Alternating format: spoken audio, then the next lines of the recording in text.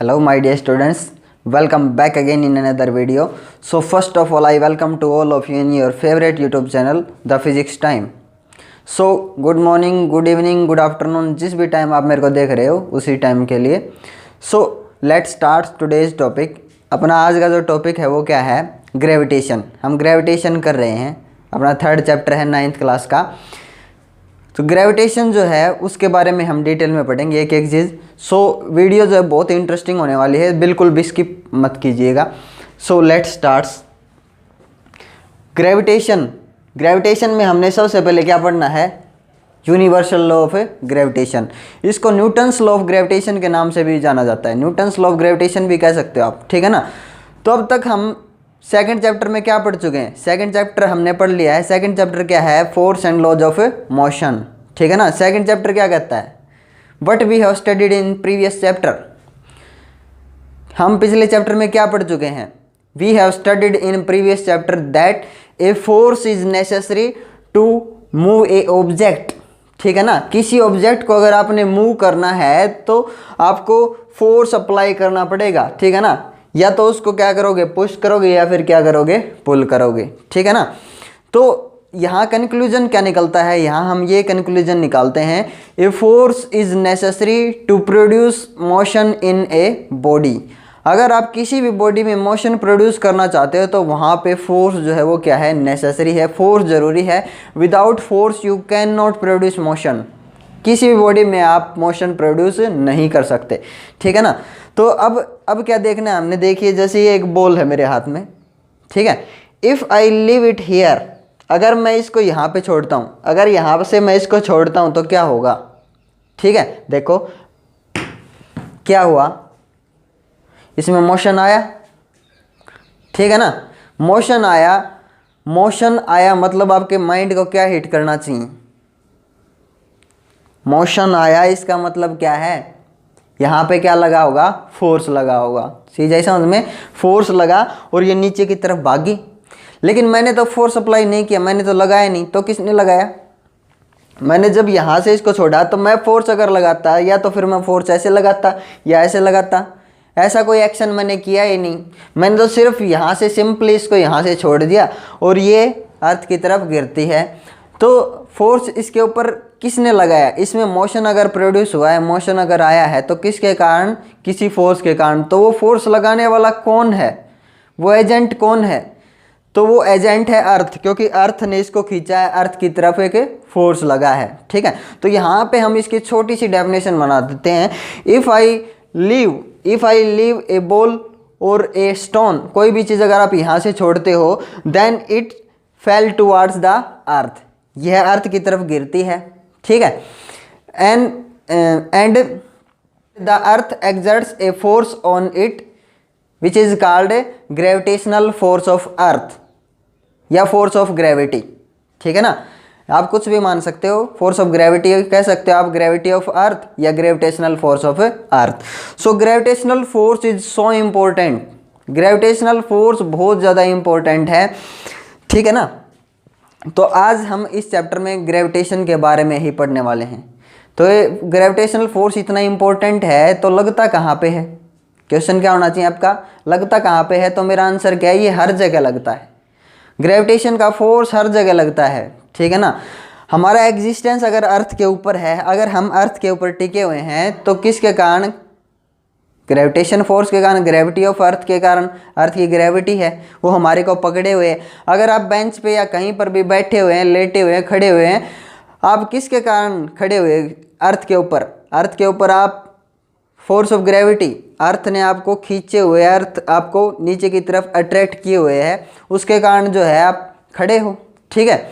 तो कोई भी एक्शन अगर हम करते हैं तो मोस्टली हम उनमें क्या देखते हैं कि ये जो इम्पोर्टेंट फोर्स है, ये ग्रेविटेशन का फोर्स हमारी बहुत ज़्यादा हेल्प करता है, ठीक है. तो ग्रेविटेशन का फोर्स मैंने बताया हर जगह लगता है. जैसे आप एग्जांपल देखो कि जब बारिश होती है, रेनी टाइम में आप देखा होगा कि आप जब क्लाउड्स आते हैं, जब बारिश होती है तो वो कैसे होती है? ऐसे ड्रॉप गिरती है, रेन ड्रॉप, तो नीचे की तरफ गिरती है. चीज़ ऐसा में अर्थ की तरफ, ऊपर की तरफ थोड़ी ना जाती है वो. तो कौन उसको अट्रैक्ट कर रहा है? अर्थ. अर्थ के ग्रेविटेशन के कारण बारिश होती है. चीज़ ऐसा में अगर आप नदियों में देखो, नदियों में पानी जो है चलता है, ठीक है। किसी पहाड़ से अगर पानी नीचे की तरफ आया तो वो किसके कारण उसके ऊपर किसका फोर्स अप्लाई हुआ होगा? ग्रेविटेशन फोर्स उसके ऊपर लगा है, अर्थ का, ठीक है ना। या जब अपना जो सोलर सिस्टम है, सारा का सारा सोलर सिस्टम जो है वो किसके कारण चल रहा है? सारा सारा सोलर सिस्टम, हमारे को पता है कि जो सन है, सन के अराउंड जितने भी प्लैनेट्स हैं वो मूव कर रहे हैं। पूरा का पूरा सोलर सिस्टम किस फोर्स के कारण बंधा हुआ है? तो उसका आंसर क्या होगा? It is the force of gravitation. Gravitation का फोर्स है वहाँ पे। तो मैंने आपको बता ही दिया कि ये इतना इंपॉर्टेंट फोर्स है कि हर जगह अप्लाई होता है, ठीक है ना। बारिश से लेकर सोलर सिस्टम को बांधने तक हर जगह ग्रेविटेशन का फोर्स जो है वो यूज़ होता है। अगर मैं आपको एक एग्जांपल और देके बताऊं कि जैसे बारिश तो चलो कैसे होगी, बारिश तो बाद में होगी, पहले तो क्या बनेंगे? क्लाउड्स बनेंगे। क्लाउड्स किस में बनेंगे? एटमॉस्फेयर में। तो सबसे बड़ी और पहली बात यह है कि एटमॉस्फेयर जो है वो होल्ड करने में एक स्पेसिफिक ग्रेविटी की ज़रूरत होती है, ठीक है। अगर हमारी अर्थ को, एटमॉस्फेयर को होल्ड रखना है, मतलब पकड़े रखना है, ये आप कह सकते हो। अगर अर्थ ने एटमॉस्फेयर को पकड़ रखा है तो एक निश्चित ग्रेविटी की ज़रूरत होती है एटमॉस्फेयर को होल्ड करने के लिए, क्योंकि एटमॉस्फेयर ही नहीं होगा तो क्लाउड्स कैसे आएंगे? उसमें चीज़ आई नहीं समझ में। तो पहले एटमॉस्फेयर बनेगा, सीधी बात है, पहले एटमॉस्फेयर बना होगा, ठीक है। फिर उसके बाद क्लाउड्स वगैरह आते हैं उसमें और बारिश होती है। तो एटमॉस्फेयर जो है उसको होल्ड करने के लिए एक निश्चित ग्रेविटी की ज़रूरत होती है जो अपनी अर्थ की है। किसी भी प्लेनेट की एक निश्चित ग्रेविटी ही उसके एटमॉस्फेयर को बनाने में क्या रहेगी? सक्षम रहेगी, बनाने के लिए काम में आएगी। अब आपको पता है कि मून जो है, मून का ग्रेविटेशनल फोर्स अर्थ से 6 गुना कम है। अर्थ की जो ग्रेविटी है उससे 6 गुना कम है। पढ़ेंगे हम इसको, बाद में प्रूव भी करेंगे हम इसको। तो वहाँ पे एटमॉस्फेयर है ही नहीं। क्या है? मून पे कोई एटमॉस्फेयर नहीं है। अर्थ का एटमॉस्फेयर है क्योंकि अर्थ के पास एक स्पेसिफिक निश्चित ग्रेविटी है, ठीक है। मून का एटमॉस्फेयर नहीं है क्योंकि वहाँ पे ग्रेविटी की वैल्यू बहुत ही कम है। ग्रेविटी 6 गुना कम हो जाती है वहाँ पे, ठीक है। इसलिए वहाँ जो मून है वो एटमॉस्फेयर को होल्ड नहीं कर पाया, तो वहाँ एटमॉस्फेयर नहीं है। हमारे को जीवित रहने के लिए एटमॉस्फेयर की ज़रूरत है, ठीक है ना। इसलिए मून पे नहीं रह सकते, हम अर्थ पे रहते हैं क्योंकि एटमॉस्फेयर में जो गैसेज हैं, ऑक्सीजन, हम उनकी हेल्प से जीवित रहते हैं। ऑक्सीजन, जो जितनी भी गैसेज हैं सारी अपने काम में आते हैं। कभी आप ये सोचो कि ऑक्सीजन ही ज़रूरी है ज़िंदा रहने के लिए, नहीं, CO2 भी ज़रूरी है, लेकिन वो एक सेपरेट थिंग हो जाएगी, हम इतनी डिटेल में नहीं जाएंगे। So gravitation is so important in our life. So सबसे पहले हम क्या पढ़ेंगे? यूनिवर्सल लॉ ऑफ ग्रेविटेशन या न्यूटन्स लॉ ऑफ ग्रेविटेशन। तो यहाँ पे न्यूटन जो है, न्यूटन ने ग्रेविटी को डिस्कवर किया था, ग्रेविटेशन फोर्स को। तो इसने क्या कहा कि इसने कहा कि इस दुनिया में कोई भी दो चीज़ हैं वो एक दूसरे को क्या करेंगी? अट्रैक्ट करेंगी, ठीक है।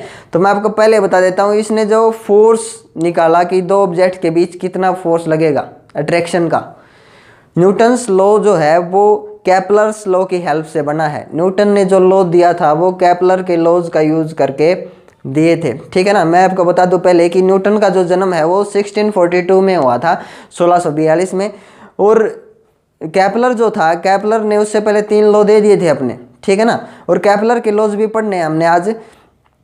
आपकी मर्जी है, या तो आप पहले केपलर लॉ पढ़ सकते हो न्यूटन्स लॉ से पहले, न्यूटन्स लॉ ऑफ ग्रेविटेशन से पहले आप केपलर लॉ के पढ़ सकते हो, या फिर ग्रेविटेशन में आप शुरू में ही यूनिवर्सल लॉ ऑफ ग्रेविटेशन पढ़ सकते हो, कोई दिक्कत नहीं है। अब जो न्यूटन्स लॉ है, ये न्यूटन लॉ मैंने पहले बता दिया आपको कि केपलर के दिए हुए लॉ का यूज़ करके क्या बना है? Newton law. न्यूटन ने उन लॉज का यूज़ करके इसको बनाया है, ठीक है, ये फॉर्मूला। तो न्यूटन का जो जन्म है वो बाद में हुआ है, केपलर का जन्म जो है वो पहले हुआ था। केपलर का जन्म 1571 में हुआ था, ठीक है ना। और 1630 में, 1630 में उसकी डेथ हो गई थी। और वो 3 लॉज वो दे के गया था प्लैनेट्स के मोशन को डिस्क्राइब करने के लिए, कि प्लैनेट्स जो हैं वो सन के अराउंड कैसे घूमते हैं, ठीक है। वो भी पढ़ेंगे हम इसके बाद, आपकी मर्जी है कौन सा भी आप पहले पढ़ सकते हो, ठीक है। तो यूनिवर्सल लॉ ऑफ ग्रेविटेशन जो है ये पढ़ेंगे हम। ये क्या कहता है? देखो न्यूटन का क्या कहना था, न्यूटन का कहना ये है कि इस दुनिया में कोई भी दो ऑब्जेक्ट हैं वो एक दूसरे को क्या करेंगे, अट्रैक्ट करेंगे, ठीक है ना। तो इस दुनिया में कोई भी दो ऑब्जेक्ट एक दूसरे को अट्रैक्ट अगर कर रहे हैं तो उनके बीच जो फोर्स है वो कितना लगेगा, उनके बीच लगने वाले फोर्स का मैग्नीट्यूड कितना होगा, 1 न्यूटन, 5 न्यूटन, 10 न्यूटन, कितना। तो उसके लिए आपको क्या चाहिए, एग्जैक्ट फॉर्मूला चाहिए, जिसको हम क्या कहते हैं, मैथमेटिकल मॉडलिंग करना। और न्यूटन ने मैथमेटिकल मॉडलिंग की कि दो ऑब्जेक्ट अगर इस यूनिवर्स में है तो वो एक दूसरे के ऊपर कितना फोर्स लगा रहे हैं, ठीक है ना। तो उसी को हमने पढ़ना है। तो देखिए ये दो ऑब्जेक्ट हैं, ठीक है ना। ये मान लीजिए ए ऑब्जेक्ट है, ये ए ऑब्जेक्ट है अपना, और जिसका मास क्या है m1। और ये अपना बी ऑब्जेक्ट है, सेकंड ऑब्जेक्ट, जिसका मास क्या है m2, ठीक है, मास m2। तो इसने कहा कि इस यूनिवर्स में कोई भी दो ऑब्जेक्ट है वो एक दूसरे को क्या करेंगे, अट्रैक्ट करेंगे। न्यूटन का कहना ये है। अब अट्रैक्ट करेंगे तो किधर अट्रैक्ट करेंगे, मान लीजिए ये अर्थ है सपोज कीजिए, और यहाँ से मैं किसी बॉल को छोड़ता हूँ तो ये बॉल जो है वो गिरेगी अर्थ की तरफ, अर्थ इसको अट्रैक्ट करेगी, किधर अट्रैक्ट करेगी, towards the centre of the अर्थ।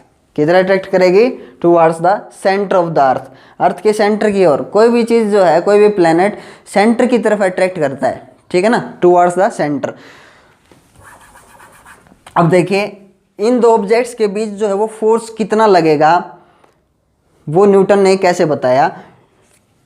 उसने कहा कि जितना ज़्यादा मास होगा किन्हीं दो ऑब्जेक्ट का, और जितना गैप होगा उनके बीच, from centre to centre, centre से सेंटर तक का डिस्टेंस कौन सा लेना आपने, फ्रॉम सेंटर टू सेंटर, इसके सेंटर से इसके सेंटर तक, ये इसका सेंटर है और ये इसका सेंटर है, ठीक है।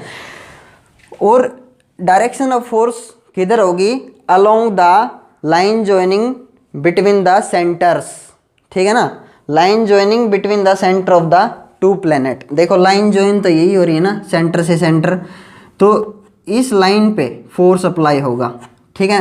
आपको पता है ये दोनों एक दूसरे को क्या करेंगे, अट्रैक्ट करेंगे। अब लगने वाला जो फोर्स है उसका मैग्नीट्यूड कितना होगा यहाँ पे। अब देखिए यूनिवर्सल ऑफ ग्रेविटेशन क्या कहता है, न्यूटन ने क्या कहा कि फोर्स जो है वो डायरेक्टली प्रोपोर्शनल होगा प्रोडक्ट ऑफ देयर मासेस, ठीक है ना। जितना ज़्यादा मास उतना ज़्यादा क्या लगेगा, फोर्स, ठीक है, उतना ज़्यादा एक दूसरे को क्या करेंगे, अट्रैक्ट करेंगे, ठीक है। ये होगी फर्स्ट इक्वेशन, ठीक है। फोर्स इनवर्सली प्रोपोर्शनल किसके होगा, एक रिलेशन तो ये बन गया, दूसरा रिलेशन क्या है, डिस्टेंस के साथ भी तो रिलेशन बनेगा। यानी कि अगर डिस्टेंस को बढ़ाते हैं तो हमारे को पता है कि फोर्स वीक हो जाती है, लेकिन कितने गुना कम वो तो नहीं पता। तो फोर्स जो है इनवर्सली प्रोपोर्शनल 1/r², यानी कि जो डिस्टेंस है अगर आप इसको डबल कर देते हो तो फोर्स कितने गुना कम हो जानी है, 4 गुना कम, 4 टाइम्स वीक हो जानी है फोर्स। तो ये इक्वेशन होगी सेकंड, ठीक है ना। डायरेक्टली प्रोपोर्शनल का मतलब समझ में, बच्चे बहुत ज़्यादा डरते हैं इस सिंबल से, क्या आ गया ये, इसका मतलब क्या है, ये अगर 2 टाइम्स कर दें इधर वाली चीज़ 2 टाइम्स तो फोर्स भी कितना हो जाएगा, 2 टाइम्स। देखो ये चीज़ अगर दुगनी तो फोर्स भी कितना हो जाएगा, दुगना। ये अगर 3 गुनी तो ये भी 3 गुना। ये है डायरेक्टली प्रोपोर्शनल का मतलब इसके अकॉर्डिंग ये चीज़ बढ़ेगी, ये है डायरेक्टली प्रोपोर्शनल। अब ये इनवर्सली प्रोपोर्शनल क्या है तो डायरेक्टली प्रोपोर्शनल ही ये सिंबल, लेकिन जब आप किसी चीज़ को इनवर्स में लिख देते हो, जैसे आर को मैंने क्या लिखा है 1/r, तो इसको क्या बोला जाएगा, inversely proportional. Force inversely proportional 1/r², किससे घटेगा, r² से घटेगा। तो मैंने आपको बता दिया ये r² जो है ये कहाँ से आया, ये केपलर के लॉज का यूज़ करके इसने r² निकाला। इसको प्रूव भी करना है हमने कि न्यूटन ने कैसे गैस किया कि फोर्स दो ऑब्जेक्ट के बीच r² से घटेगा। भाई r³ भी तो आ सकता था, यहाँ पे r7 भी तो हो सकता है, r10 भी हो सकता है, लेकिन r2 ही क्यों आया इस फॉर्मूले में, ये भी पढ़ेंगे हम। अब देखिए इन दोनों को कंबाइन करें अगर हम, on combining equation first and second, क्या मिलता है, force directly proportional m1 × m2/r², ठीक है। यहाँ पे देखिए फोर्स इज इक्वल टू, जब डायरेक्टली प्रोपोर्शनल के सिंबल को अब इक्वलिटी में हम चेंज करते हैं तो यहाँ पे कांस्टेंट ऑफ प्रोपोर्शनलिटी इंट्रोड्यूस करवाना पड़ता है, पता है आपको, m1 m2 upon r square. यहाँ पे हम लिख सकते हैं g के बारे में, g क्या है, where g is constant of proportionality,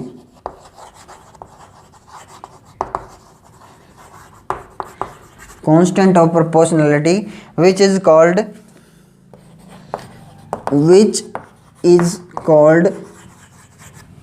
universal universal universal gravitational constant, universal gravitational constant। ठीक है भाई,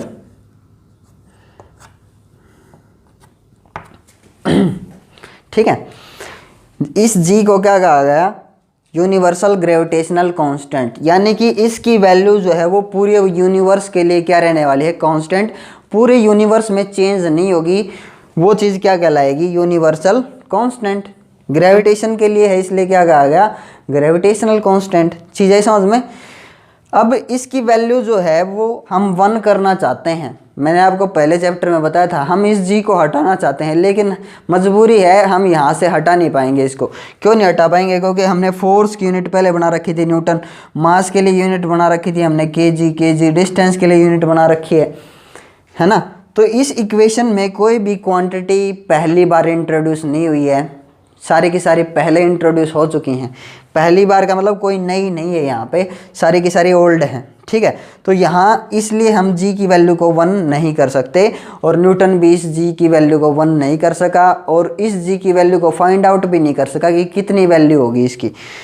तो ये अपना जो फॉर्मूला है, ये अपना फॉर्मूला रहेगा, main formula, force of gravitation, ठीक है ना। ग्रेविटेशन का फोर्स जो है, देखो force of gravitation G m1 m2 upon r square. ये कैपिटल जी याद रखना, कैपिटल जी क्या रहेगा, constant of proportionality which is called universal gravitational constant.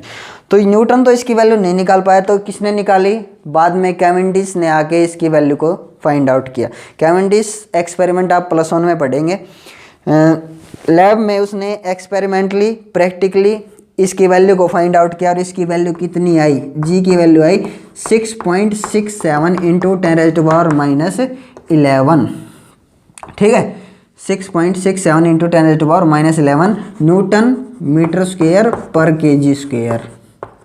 Unit भी लगानी पड़ेगी, ठीक है ना। जी की वैल्यू ये रहेगी।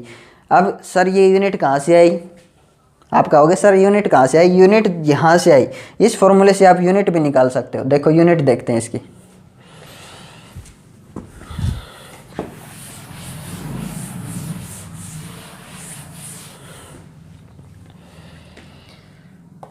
Force G m1 m2 upon r square.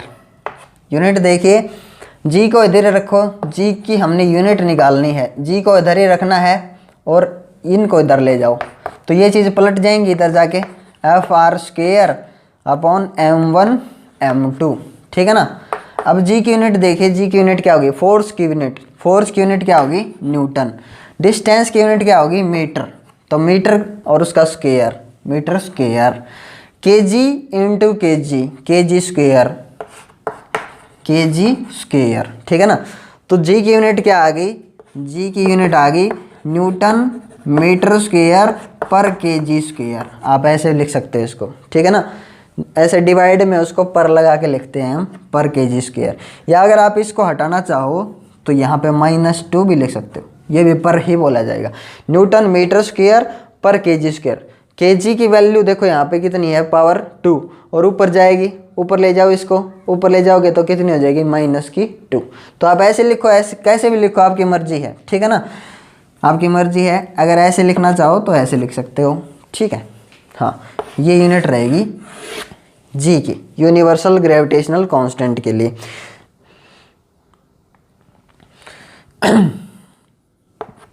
अब देखो, अब आप कहोगे सर अगर कोई भी दो बॉडीज़ हैं वो अगर एक दूसरे को अट्रैक्ट करती हैं, कोई भी दो पर्सन हैं वो भी एक दूसरे को क्या करेंगे, अट्रैक्ट करेंगे, कोई भी दो चीज़ें हैं वो एक दूसरे को अट्रैक्ट करती हैं, लेकिन हम तो ये नहीं देख पाते अर्थ के ऊपर कि यहाँ कोई बॉल रखी हुई है और यहाँ कोई बॉल रखी हुई है, ये दो बॉल जो हैं वो चल के एक दूसरे के पास आ गई अट्रैक्शन के कारण। ऐसा तो नहीं होता है ना। तो ऐसा क्यों नहीं होता है, उसका रीज़न मैं आपको बताऊँगा। क्योंकि वहाँ पे उन दोनों का मास जो है वो कम है, उन दोनों का मास कम है। मास और वेट में थोड़ा सा फर्क है, हम पढ़ेंगे आगे चल के इस चीज़ को। तो उन दोनों का मास जो है वो कम है, इसलिए फोर्स बहुत ही कम है, इसलिए वो दोनों एक दूसरे की तरफ अट्रैक्ट नहीं होती, ठीक है ना। और जब हम कोई बॉल या कोई भी चीज़ अगर यहाँ से छोड़ते हैं तो वो गिरेगी नीचे की तरफ। क्यों गिरेगी? क्योंकि अर्थ की ग्रेविटी बहुत ज़्यादा है, क्योंकि अर्थ का मास बहुत ज़्यादा है। ये फोर्स ज़्यादा हो गया, क्यों ज़्यादा हो गया? क्योंकि अर्थ का मास बहुत ज़्यादा, earth is very large, earth is very large, so force is very large, ठीक है ना। तो ये अपना मेन फॉर्मूला रहेगा यूनिवर्सल लॉ ऑफ ग्रेविटेशन के लिए। अब देखो दो बॉडीज़ अगर मान लीजिए अर्थ के ऊपर रखी हुई हैं, ये अर्थ का सरफेस, ठीक है ना, यहाँ पे 1 kg की बॉल और यहाँ पे एक दूसरी 1 kg की बॉल, ये दोनों एक दूसरे की तरफ चल के क्यों नहीं आते और एक दूसरे को अट्रैक्ट क्यों नहीं करती? हमारे को पता है ये भी 1 kg की और ये भी 1 kg, मास दोनों का सेम। और डिस्टेंस कितना रखा हमने? आर को रखा 1 मीटर, ठीक है ना। अगर दो बॉल 1 kg की और उनके बीच का डिस्टेंस अगर 1 मीटर अगर करें हम, तो इनके बीच कितना फोर्स लगेगा, ठीक है, वो देखेंगे अभी।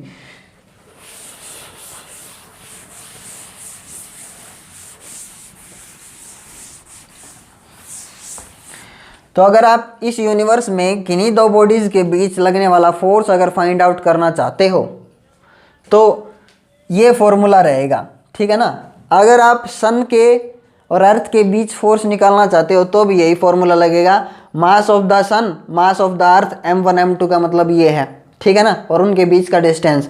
अगर आप जुपिटर और अर्थ के बीच का जो फोर्स ऑफ अट्रैक्शन ग्रेविटेशन निकालना चाहते हो तो भी यही फॉर्मूला लगेगा।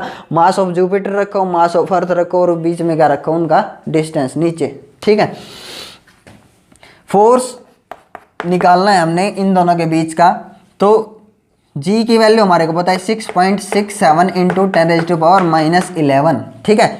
यहाँ पे मास रखा है हमने, मास क्या है 1 kg, तो 1 kg रखा हमने, 1 ही रहेगा ना, फिर भी कोई दिक्कत नहीं, लिख के दिखा देता हूँ आपको। आर स्क्वायर कितना? 1 मीटर, 1 का 1 ही रहेगा ना, 1 का स्क्वायर 1। तो फोर्स कितना है इनके बीच, कितना लगा? 6.67 इंटू 10⁻11 न्यूटन। चीज़ आई समझ में? हाँ, ये देखो 10 की पावर जो है -1 है, मतलब बहुत ही कम। 10 की पावर -1, माइनस में पावर, नेगेटिव में पावर जितनी बड़ी होती जाएगी वैल्यू उतनी क्या होती जाएगी? छोटी होती जाएगी। तो ये जो फोर्स है बहुत ही कम है, बहुत ही कम, इसलिए ये दोनों एक दूसरे की तरफ अट्रैक्ट नहीं होती और हमारे को दिखाई नहीं देता कि ये चल के ऐसे आई और एक दूसरे को अट्रैक्ट कर रही हैं। ऐसा तो होता ही नहीं, अर्थ के ऊपर कोई भी बॉल दूसरी बॉल को अट्रैक्ट करके ऐसे अपने आप एक दूसरे के पास आ जाएं, ऐसा नहीं होता है, ठीक है। क्यों नहीं होता है अब समझ में आया? इसका रीज़न क्या है? क्योंकि लगने वाला फोर्स उनके बीच क्या है? बहुत ही कम, 6.67 इंटू 10⁻11, ठीक है ना। अगर हम इसी बॉल को 1 kg की बॉल को अगर अर्थ के ऊपर से छोड़े तो फिर हमारे को क्या दिखाई देता है? अट्रैक्शन दिखाई देता है कि अर्थ इसको खींचती है, ठीक है। अब देखिए वहाँ पे फोर्स कितना लगता है, क्या वहाँ पे भी नेगेटिव में रहेगा? मान लीजिए ये अर्थ है, ठीक है ना, और हम इस बॉल को यहाँ से छोड़ते हैं तो अर्थ इसको अट्रैक्ट करती है, हमारे को दिखाई देता है कि ये बॉल नीचे की तरफ जाती है, ठीक है। ऊपर से छोड़ें अगर हम तो ये बॉल जो है अर्थ की तरफ गिरती है ऐसे, और अर्थ इसके ऊपर फोर्स लगा रही है, हमारे को दिखाई दे जाता है यहाँ पे। तो यहाँ पे इस केस में कितना फोर्स लगा इसके ऊपर? तो ये मान लीजिए अर्थ है, ठीक है ना, और यहाँ से यहाँ ये इसकी रेडियस, ठीक है। और हमने पता है, हमारे को पता है कि इसका मास 1 kg, ठीक है, और अर्थ का मास जो है वो कितना है? 6.7 इंटू 10⁻24 kg। ठीक है, ये अर्थ का क्या रहेगा, मास रहेगा। और रेडियस ऑफ अर्थ कितनी है, रेडियस ऑफ अर्थ है, रेडियस ऑफ अर्थ 6400 किलोमीटर। ठीक है, अर्थ की रेडियस सेंटर से आपको पता है ये रेडियस कहलाएगी अर्थ की। ठीक, वो 6400 किलोमीटर। आप इसको मीटर में भी कन्वर्ट कर सकते हो, 10⁵ मीटर। और अगर ये पॉइंट यहाँ पे लगा देते हो तो ये कितना हो जाएगा, 10⁶ मीटर। ठीक है ना, तो ये अर्थ की रेडियस है। अब देखिए कि अर्थ के थ्रू, अर्थ के द्वारा इस बॉल के ऊपर कितना फोर्स लगा, और हमारे को दिखाई देता है कि अर्थ की ओर गिरती है, तो फोर्स ज़्यादा है तभी तो गिरेगी। कितना होगा फोर्स, देखिए यही फॉर्मूला यूज कर लेंगे हम, G(m1m2/r²). Force is equal to G की वैल्यू 6.67 इंटू 10⁻11। ठीक है, into mass of earth. Mass of the earth कितना है, देखिए sorry, mass of the earth है 6 इंटू 10⁻24। 6 इंटू 10⁻24। सो 6 इंटू 10⁻24। और मास of the ball, mass of the ball कितना है, 1 kg। नीचे r², नीचे r², देखिए r की वैल्यू कितनी है, radius of the earth. r² कौन सा लोगे आप, देखा r² कौन सा लोगे आप, देखो इनके बीच का डिस्टेंस, और आपको पता है कौन सा डिस्टेंस लेना आपने, इसके अर्थ के सेंटर से इसके सेंटर तक, ये जो डिस्टेंस है ये r लेना है आपने। ठीक है, तो हमें पता है कि ये वैल्यू जो है इसकी हाफ मीटर या हाफ सेंटीमीटर कितनी भी हो, चाहे ये वैल्यू 1 किलोमीटर हो, इसके रिस्पेक्ट में ये वैल्यू क्या है, बहुत ही छोटी इसकी रेडियस, तो इसको क्या कर सकते हैं हम, नेगलेक्ट कर सकते हैं। ठीक है, तो रेडियस ऑफ अर्थ मैंने अभी अभी बताया आपको 6400 किलोमीटर है। 6400 किलोमीटर को हमने मीटर में कन्वर्ट किया हुआ है। ठीक है, तो मीटर में जब कन्वर्ट किया हमने तो इसकी वैल्यू आई 6.4 इंटू 10⁻6 मीटर। ठीक है ना, अब यहाँ पे रखो 6.4 इंटू 10⁻6, और इसका क्या रखना है, स्क्वायर, r²। अब ये वैल्यू कितनी हो जानी है आपको पता है, force is equal to 6.67 into 10⁻11 into 6 into 10⁻24। 1 तो 1 ही रहेगा, मल्टीप्लाई कर लो 6 के साथ। ठीक है, इसका भी स्क्वायर करना है आपने। ठीक है, 6.4 का भी स्क्वायर हो गया अभी ये। ठीक है, 6.4 का स्क्वायर इंटू 10⁻6, और ये स्क्वायर इसका 10⁻ कितना लिखा जाएगा, 12। 6 की पावर देखो 2, तो 6 2 जा 12, ये आ गया इसका। जब आप इसको सोल्व करते हो, कंप्लीट को अगर आप सोल्व करते हो तो फोर्स की वैल्यू आएगी 9.8 न्यूटन। ठीक है ना, हाँ, इसलिए अगर किसी बॉल को यहाँ से छोड़े हम तो ये अर्थ की तरफ गिरती है, हमारे को दिखाई देता है कि ये अर्थ की तरफ चल के आई, ऐसे मोशन हुआ इसमें और अर्थ की तरफ गिरी। ठीक है, हाँ, तो मास क्या होना चाहिए, किसी भी ऑब्जेक्ट का अगर हमने अट्रैक्शन देखना है, किन्हीं दो ऑब्जेक्ट को आपने अट्रैक्ट देखना है कि अट्रैक्ट कर रहे हो, तो मास कितना होना चाहिए, मास क्या होना चाहिए, बहुत ज़्यादा मास होना चाहिए। ठीक है ना, एक का तो होना ही चाहिए, अगर दूसरे का कम है, मान लीजिए बॉल का कम है, अगर आप अट्रैक्शन देखना चाहते हो तो एक का मास बहुत ज़्यादा होना चाहिए। जैसे मैंने आपको एग्जांपल दिया है अर्थ का मास। ठीक है, एक का मास ज़्यादा होगा तभी तो वैल्यू नेगेटिव से कट के क्या आएगी, पॉजिटिव में आएगी, क्योंकि यहाँ पे नेगेटिव है। जब तक नेगेटिव रहेगा फोर्स का अट्रैक्शन हमारे को दिखाई नहीं देता है कि अर्थ के ऊपर कोई रखी हुई चीज़ दूसरी चीज़ को ऐसे अट्रैक्ट करके पास ले गई हो। ठीक है, ऐसा कभी नहीं होता।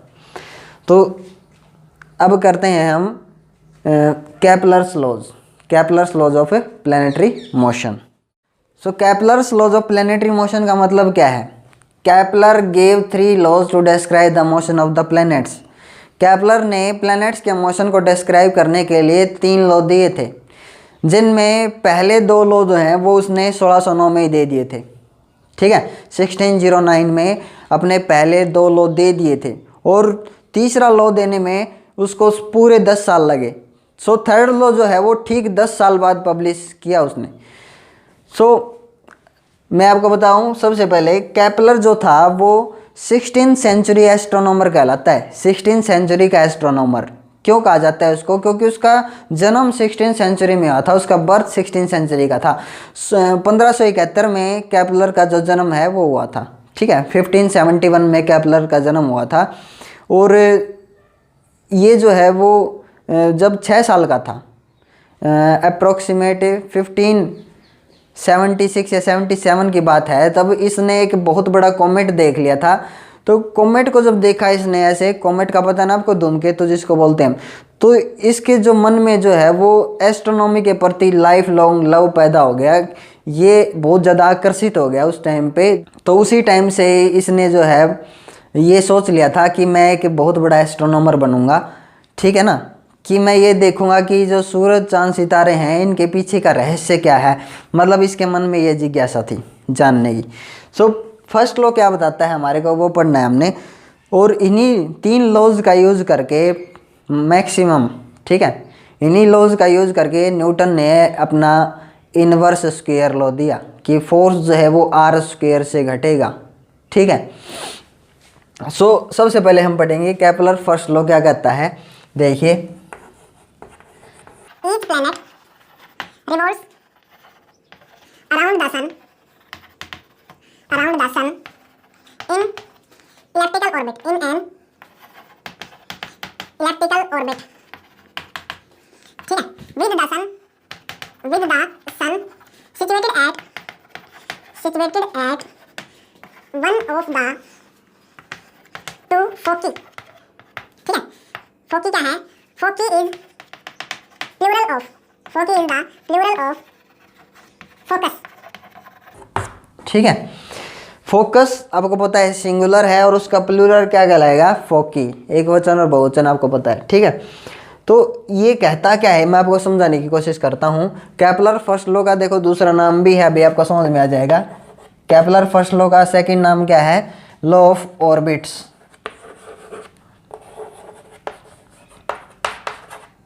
ठीक है, इसको इस नाम से भी जाना जाता है और आपको पता होना चाहिए कि लॉ ऑफ ऑर्बिट्स क्या है।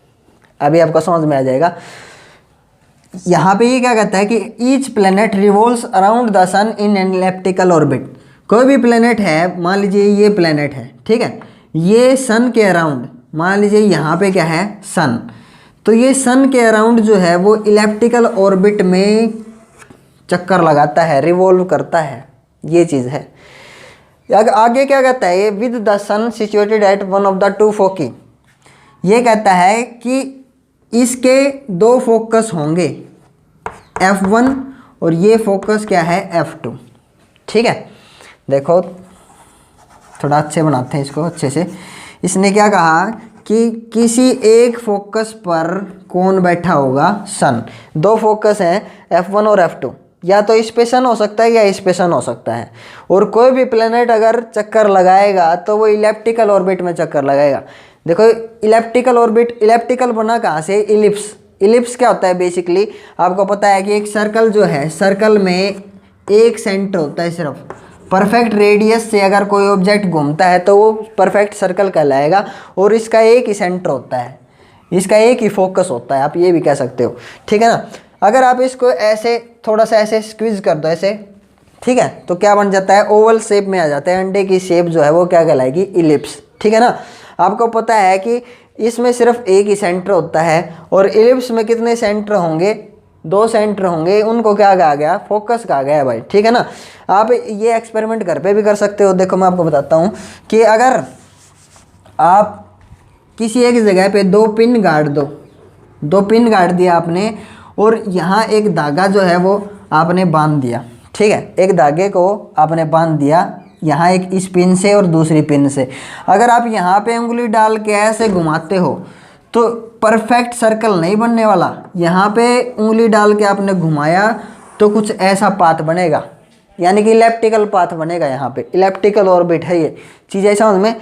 तो ये एग्जाम्पल है, आप इसे समझ सकते हो। बेसिकली आप ऐसे सोच सकते हो कि इसके 2 सेंटर होते हैं, 2 सेंटर होते हैं, ठीक है, और इसका जो सर्कल जो होता है वो सर्कल के सिर्फ एक ही क्या होता है? सेंटर होता है, ठीक है।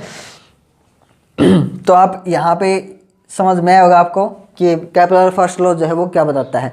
केपलर फर्स्ट लॉ बस इतना ही है, केपलर फर्स्ट लॉ सिर्फ इतना ही है कि each planet revolves around the sun in elliptical orbit, elliptical orbit में चक्कर लगाता है with the sun situated at one of the two foci, किसी एक फोकस पर कौन बैठा होगा, सन बैठा होगा, और इलिप्टिकल ऑर्बिट में कोई भी प्लैनेट चक्कर लगाएगा। जितने भी प्लैनेट हैं इलिप्टिकल ऑर्बिट में ही चक्कर लगाते हैं भाई, चीज़ ऐसा समझ में, ठीक है। अब हम करते हैं केपलर्स सेकंड लॉ, इसको नहीं हम साफ करेंगे, इसको ऐसा ही रखेंगे एज इट इज़, और केपलर सेकंड लॉ देखते हैं केपलर सेकंड लॉ क्या बताता है। देखो अभी केपलर सेकंड लॉ पढ़ते हैं। केपलर सेकंड लॉ क्या कहता है, each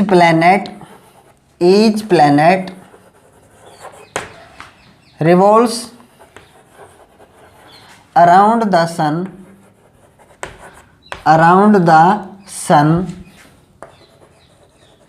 in such a way that the line joining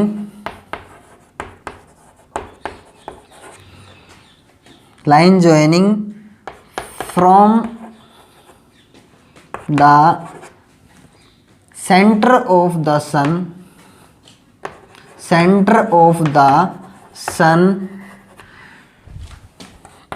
to the planet sweeps equal area in equal interval of time,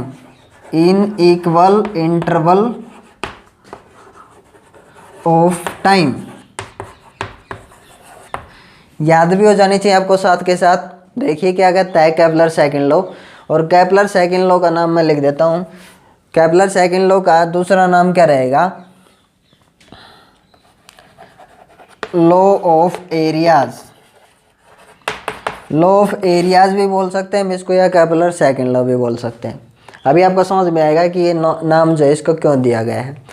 देखो ये क्या कहता है कि कोई भी प्लेनेट सन के अराउंड इस प्रकार घूमता है, move around the sun, revolves around the sun in such a way, किस प्रकार, that the line joining from the centre of the sun के सेंटर से लाइन ज्वाइन करें हम, ठीक है। यहाँ पे लाइन ज्वाइन की मैंने, ठीक है, इस प्लेनेट के सेंटर पे लाइन ज्वाइन की। अब ये क्या कहता है, line joining two the planet sweeps equal area in equal interval of A time.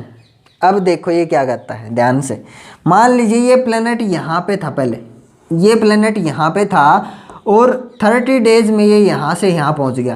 कितना टाइम लगा, 30 डेज में ये यहाँ से यहाँ पहुँच गया।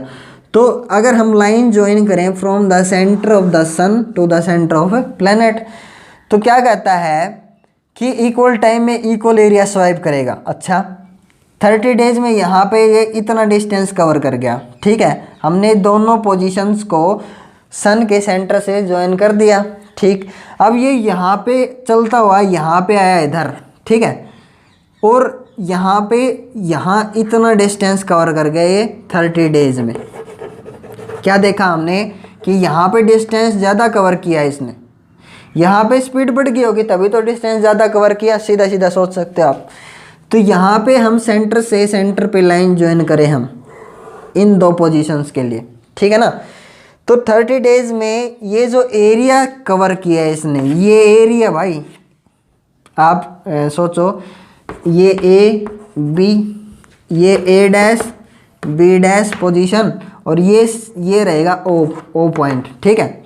तो एरिया जो है वो इक्वल कवर किया इसने। कैसे कवर किया, ये जो एरिया है ओ ए बी, देखो ट्रायंगल ओ ए बी का एरिया ये रहा, ये इस एरिया को आप A1 मान लीजिए, इस एरिया को A2 मान लीजिए। कौन सी ट्रायंगल का, ओ ए डैश बी डैश। ये एरिया A1 और A2 क्या रहेगा, बराबर रहेगा, इक्वल टाइम में इक्वल एरिया स्वाइप करेगा। ये क्या कहलाता है, Kepler second law of areas. अभी आप सोचना कि एरिया कैसे बराबर हुआ, एरिया जो है इक्वल कैसे हुआ। देखो ये यहाँ पे कम चला, देखो डिस्टेंस भले ही प्लेनेट ने कम कवर किया हो, डिस्टेंस कम कवर कर रहा है यहाँ पे डिस्टेंस ज़्यादा कवर कर रहा है, यहाँ ज़्यादा चल रहा है, यहाँ स्लो चल रहा है। तो ये जो है ये बिल्कुल पतली सी है और ये एरिया बहुत देखो कितना है, ब्रॉड है, थोड़ा सा चौड़ा है इससे। तो ये वाला एरिया जो है इसकी कैलकुलेशन अगर हम करेंगे तो इस वाले एरिया की क्या आएगी, इक्वल आएगी हर टाइम। कहीं पर भी टू डिफरेंट पोजीशंस अगर आप लोगे तो उनका एरिया जो है हमेशा क्या रहेगा, इक्वल। इक्वल टाइम में हर जगह इक्वल एरिया स्वीप करता है, इक्वल एरिया कवर करता है। यही तो है केपलर सेकंड लॉ। केपलर ने यही बताया, हर बार ऐसा होता है। तो एक चीज़ अब यहाँ पे आ गई, क्या चीज़ आ गई, इस लॉ में एक छोटी सी चीज़ हमने लिखनी है कि अगर ये प्लेनेट सन से दूर होता है तो क्या होता है, स्पीड जो है क्या हो जाती है, घट जाती है। और जैसे जैसे पास आता जाता है स्पीड अप होती जाती है, स्पीड अप कर जाता है। और दूर जाते जाते क्या हो जाती है, slow down. Speed up slow, speed up speed ज़्यादा हुई, यहाँ पे स्लो हो गया। ये चीज़ है, चीज़ है समझ में।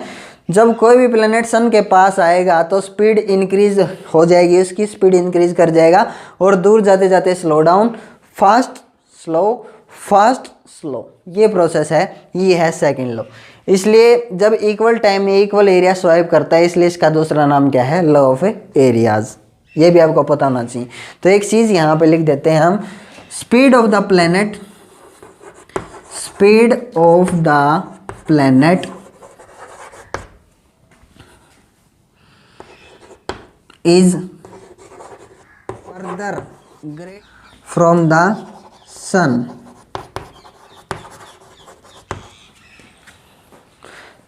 इसको आप ऐसे देख सकते हो, जब कोई प्लेनेट जो है वो सन से अगर दूर होगा तो उसकी स्पीड जो है वो क्या हो जाएगी, डिक्रीज कर जाएगी। इसको आप ऐसे भी लिख सकते हो, speed of planet is greater, speed of planet is increases भी लिख सकते हो आप। जब ये पास होगा, जब ये पास आता चला जाएगा स्पीड इंक्रीज करती जाएगी। And speed is decreases when it is further from the sun, ऐसे दूर चला जाता जाएगा तो स्पीड क्या करती चली जाएगी, डिक्रीज करती चली जाएगी। ठीक है ना। तो ये है केपलर सेकंड लॉ। अब हम पढ़ेंगे Kepler's third law. Kepler's third law क्या कहता है, देखिए। सो अभी हम पढ़ते हैं Kepler's third law. Kepler's third law जो है उसका सेकंड नेम जो है वो क्या है, लॉ ऑफ टाइम पीरियड। अभी इसका सेकंड नेम जो है वो लॉ ऑफ टाइम पीरियड क्यों पड़ा, लॉ ऑफ टाइम पीरियड क्यों कहा जाता है केपलर्स थर्ड लॉ को, अभी आपको समझ में आएगा। केपलर थर्ड लॉ क्या कहता है, देखिए, the cube of mean distance of a planet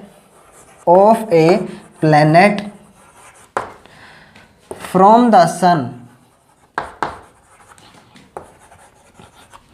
is directly proportional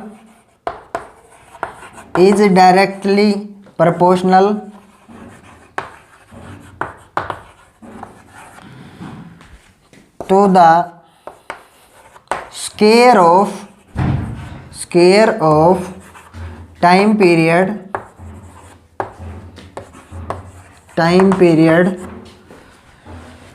that it takes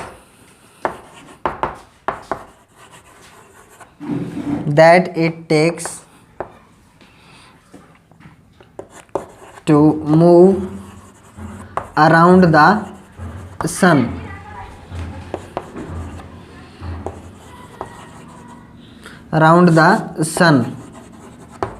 ठीक है। अब देखो ये कहता क्या है, the cube of mean distance. Mean distance कौन सा, मीन डिस्टेंस आपको पता है, मीन डिस्टेंस कौन सा लेंगे हम। एक प्लेनेट अगर सन के चारों ओर इलेप्टिकल ऑर्बिट में मूव कर रहा है तो यहाँ पे दो फोकस हैं इसके, एक फोकस ये और एक फोकस ये। किसी एक फोकस पर कौन बैठा होगा, सन, F1, ठीक है। और ये जो फोकस है F2, या तो आप इसमें मान सकते हो या इसमें मान सकते हो, ठीक है।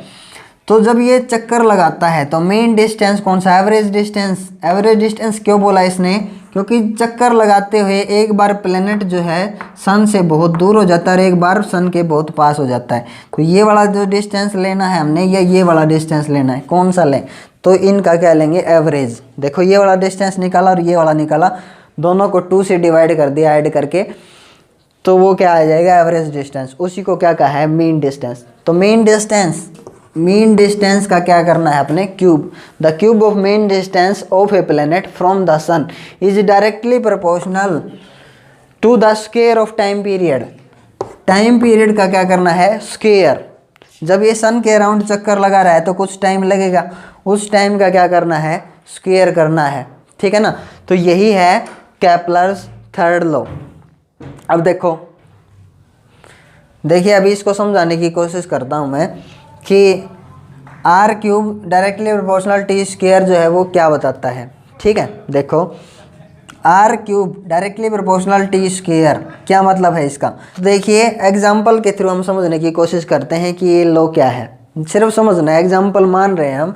मान लीजिए अर्थ जो है वो 1 डिस्टेंस पे है, ठीक है ना, और वो सन के अराउंड जो चक्कर लगा रही है सन के अराउंड वो 2 डेज लेती है। 1 डिस्टेंस पे थी तो उसका टाइम पीरियड कितना था 2 डेज, हमने निकाला है इस फॉर्मूले से, ठीक है।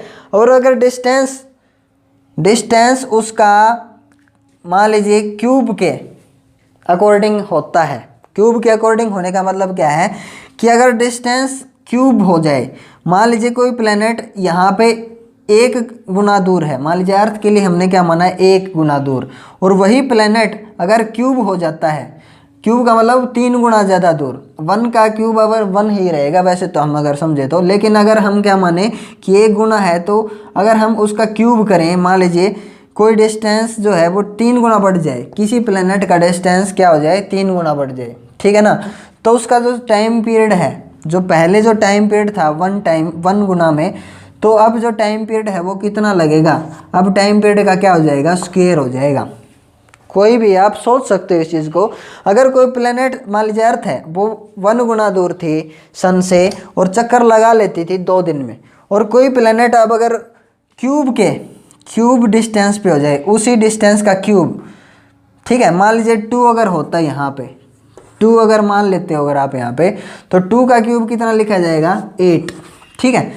मान लीजिए 2 किलोमीटर है अगर अर्थ, ठीक है, समझाने की पूरी कोशिश करूँगा मैं। 2 किलोमीटर अगर अर्थ थी पहले 2 किलोमीटर दूर एग्जाम्पल के लिए, तो वो टाइम पीरियड कितना लेती थी सन के अराउंड चक्कर लगाने का 2 डेज, ठीक है ना, 2 दिन।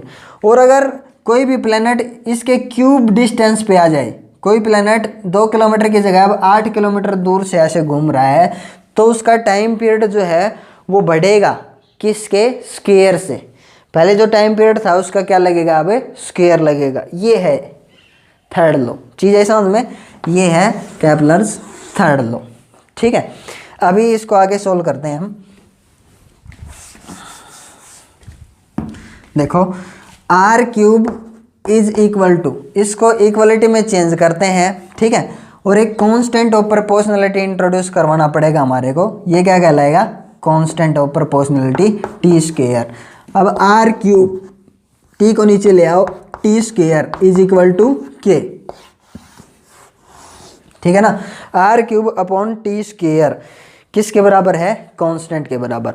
ये है केपलर्स थर्ड लॉ, ठीक है। इस रिलेशन का यूज़ करना है हमने आगे। इसी लॉ का यूज़ करके, केपलर के थर्ड लॉ का यूज़ करके न्यूटन ने क्या निकाला था कि फोर्स बिटवीन 2 मासेज, 2 मासेज के बीच या कि इन 2 ऑब्जेक्ट के बीच जो फोर्स किससे घटेगा 1/r² से घटेगा, ठीक है। अब प्रूव करते हैं उसको कि how did Newton gas inverse square law, कि न्यूटन ने इनवर्स स्क्वायर लॉ कैसे गैस किया, कैसे समझा, कैसे पता लगाया। देखो अभी हम क्या पढ़ेंगे कि न्यूटन ने जो है इनवर्स स्क्वायर लॉ जो है वो कैसे गैस किया।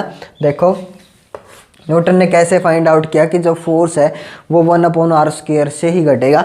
r⁻7 भी हो सकता है, r⁻5 भी हो सकता है, r⁻³ भी हो सकता है, लेकिन फॉर्मूले में 1/r² ही क्यों आया। देखो उसने कैसे सोचा। ये मान लीजिए उसने सोचा कि एक कहीं पे मान लीजिए सन है, ठीक है ना, सन है और परफेक्ट रेडियस के साथ कोई प्लेनेट जो है वो सर्कल में मूव कर रहा है, ठीक है। r रेडियस के साथ कोई प्लेनेट, यहाँ पे कोई प्लेनेट है, ठीक है, वो r रेडियस के साथ इस सर्कल में मूव कर रहा है। उसने परफेक्ट सर्कल सोचा, ठीक है, और जिसका मास क्या है प्लेनेट का m मास है और v उसकी वेलोसिटी है।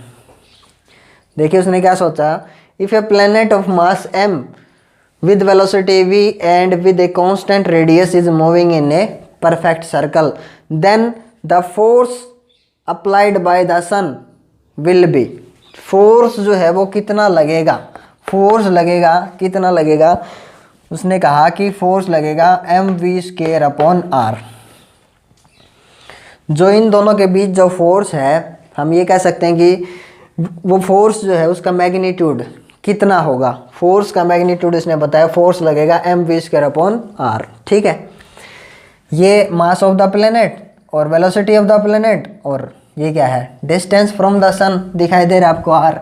सो ये इक्वेशन फर्स्ट मान ली हमने। ठीक है, वेलोसिटी उसकी कितनी होगी, कोई भी ऑब्जेक्ट अगर परफेक्ट सर्कल में मूव कर रहा है तो उसकी वेलोसिटी कितनी होगी, हमारे को पता है डिस्टेंस अपॉन टाइम 2πr, पता है आपको। सरकमफ्रेंस कितनी आएगी 2πr। सो डिस्टेंस या displacement upon time gives you velocity. ये equation second. On putting the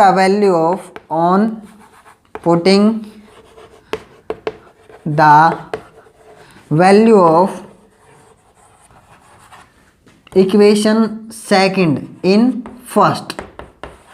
ठीक है, इक्वेशन सेकंड की वैल्यू हमने फर्स्ट में पुट की, force is equal to m, देखो v का क्या हो जाएगा स्क्वायर, यहाँ पे ये v की वैल्यू है और इसका क्या हो जाएगा स्क्वायर। सो 2 का स्क्वायर कितना हो जाएगा, पूरे का स्क्वायर है पूरे का, तो 4π² r² अपॉन t का भी क्या हो जाएगा स्क्वायर, और नीचे क्या था, नीचे था r। ठीक है, अब देखिए एक r से एक r कैंसिल, सिर्फ क्या बचेगा 1r बच गया, r की पावर 1। अगर हम इसमें r² से मल्टीप्लाई कर दे और r² से ही डिवाइड कर दे तो कोई फ़र्क पड़ता है क्या, नहीं, कोई फ़र्क नहीं पड़ता। किसी चीज़ को आप r से मल्टीप्लाई कर दो, r से डिवाइड कर दो, 10 से मल्टीप्लाई कर दो, 10 से डिवाइड कर दो, कुछ फ़र्क नहीं पड़ना। तो वैसे ही r² से मल्टीप्लाई किया और r² से ही डिवाइड कर दिया। ठीक है, r² से मल्टीप्लाई किया तो देखो 1, देखो r की पावर 1 है यहाँ पर, r की पावर कितनी है 2। Force is equal to m 4π², r की पावर कितनी हो जाएगी ऊपर क्यूब। ठीक है ना, r की पावर क्यूब, और नीचे क्या आएगा r की पावर क्यूब और नीचे आएगा t²।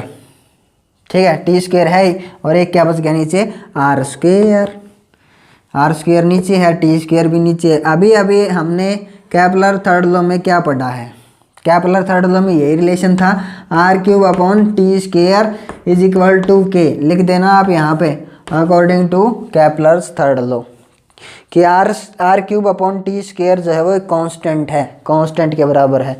तो ये चीज़ क्या हो जाती है कांस्टेंट। ठीक है ना।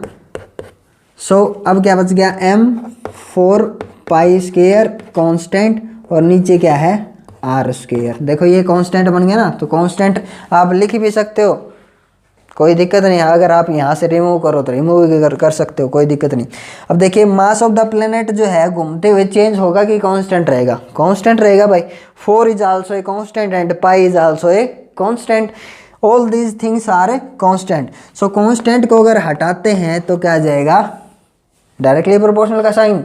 ठीक है ना, और 1 अपॉन क्या है r²। ठीक है, हैंस प्रूव।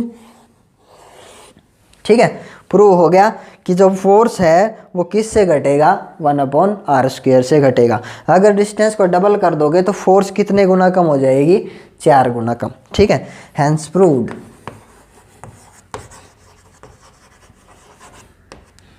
सो अभी हम पढ़ेंगे फ्री फॉल। फ्री फॉल क्या होता है, ठीक है, उसके बारे में, लेकिन वीडियो थोड़ी सी ज़्यादा लेंथी हो जाएगी। सो सेकंड वीडियो में पढ़ेंगे हम free fall. So thank you and keep watching, keep supporting. Thank you.